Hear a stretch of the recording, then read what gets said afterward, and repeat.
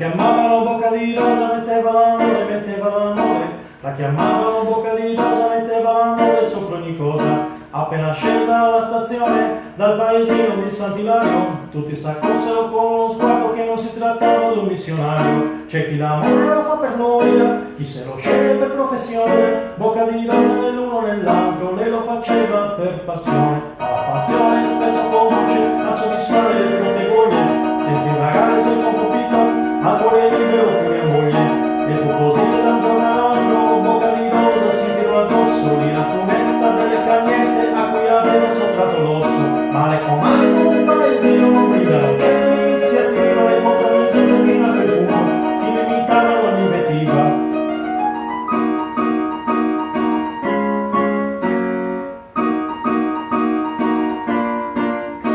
Si sa che la gente dà buoni consigli sentendosi come Gesù nel Tempio. Si sa che la gente dà buoni consigli se non può più dare il cattivo esempio.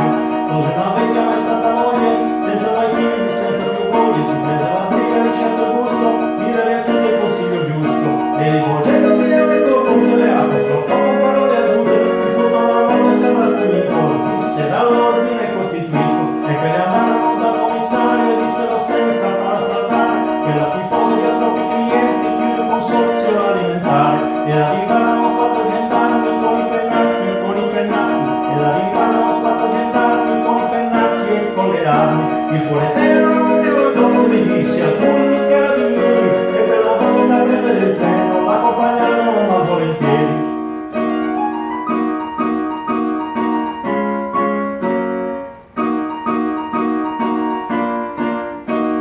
Alla stazione c'erano tutti dal commissario al sacrestano, alla stazione c'erano